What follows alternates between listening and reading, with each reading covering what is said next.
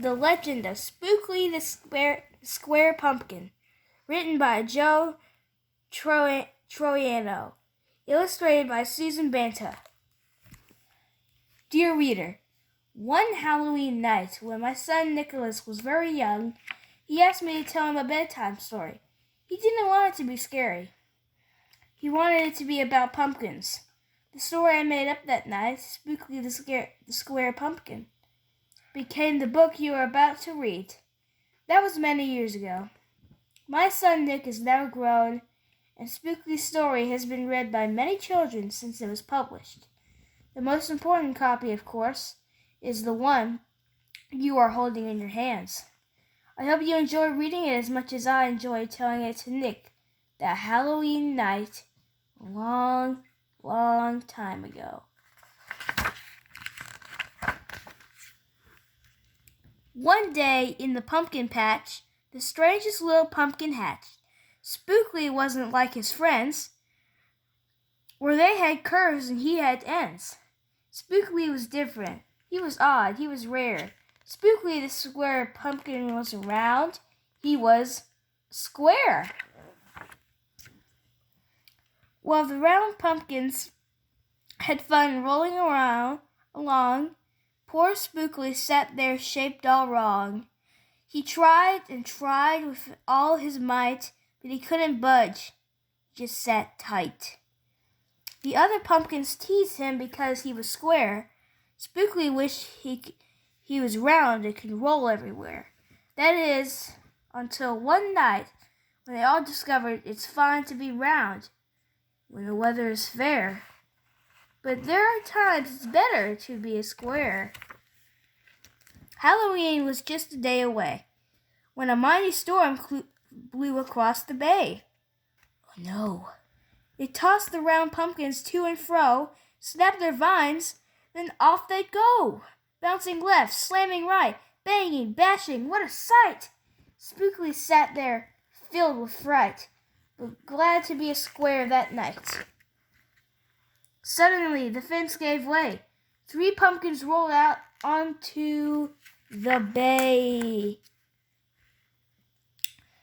Spookle knew what must be done. It was up to him. He was the one. He teetered, he tottered, he tripped, he tried. Finally flipped. He was on his side. Again he tipped, again he flopped, again he flipped, and then he stopped. Right in the gap where the fence had snapped. He blocked the way, the hole was capped. All the pumpkins shouted, "Hooray!" Spookle the Square Pumpkin saved the day. Then a pumpkin hit him with a whack. They thought its shell would start to crack. Then another hit him with a thump, and the other one with a smack. Then one by one a ton of pumpkins piled on the stack, with a bang and a bash and a crunch and a crack, and then all went black. At dawn, when the storm had stopped, the farmer came out and checked his crop. He picked the pumpkins up one by one and laid them out in the warm, dry sun. And when the last was moved away, the farmer could see what had saved the day. An odd-shaped pumpkin, short and dense, was wedged against the broken fence. Its shell was bruised, its stem was too, but there was brave little Spookle sitting straight and strong and true.